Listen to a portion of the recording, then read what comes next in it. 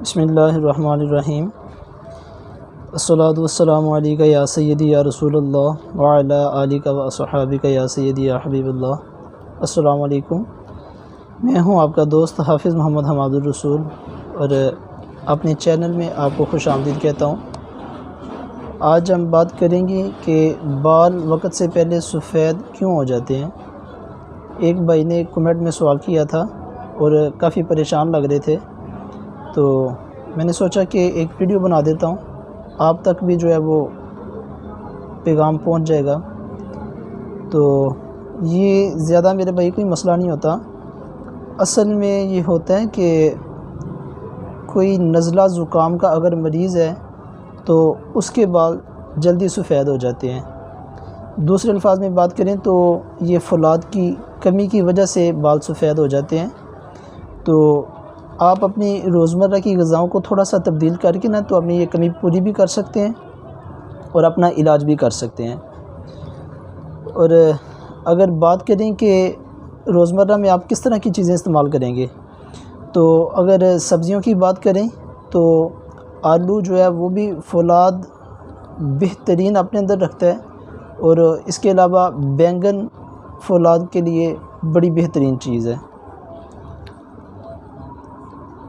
اگر سبزیوں کی بات کریں تو آلو اور بینگن، یہ دو سبزیاں ایسی ہیں کہ جن کے اندر فولاد بہت زیادہ مقدار میں پایا جاتا ہے۔ اور اگر پھلوں کی بات کریں تو پھلوں میں سیب، جامن اور انگور بھی جو ہے نا وہ فولاد کی کمی پوری کرنے کے لیے بڑی بہترین چیز ہے۔ اور اس کے علاوہ جتنے بھی کھٹے میٹھے پھل ہیں وہ آپ سارے اگر استعمال کریں گے تو آپ کی فولاد کی کمی جو ہے نا وہ انشاءاللہ پوری ہونی شروع ہو جائے گی۔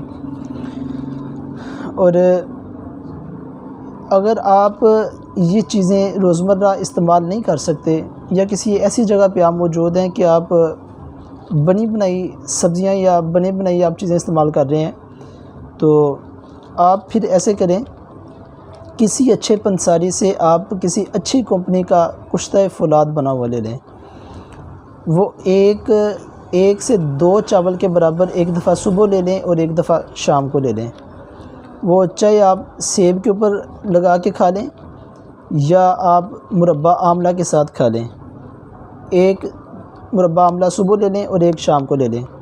یہ انشاءاللہ آپ چند ہفتے استعمال کریں گے تو آپ کے بال جو ہیں وہ سیاہ ہونے شروع ہو جائیں گے، بلکہ آپ کے بال خوبصورت ہونے بھی شروع ہو جائیں گے، ان کے اندر چمک بھی آنی انشاءاللہ شروع ہو جائے گی۔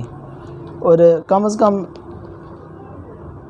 2 سے 3 ماہ آپ استعمال کریں، آپ کا مسئلہ انشاءاللہ حل ہو جائے گا۔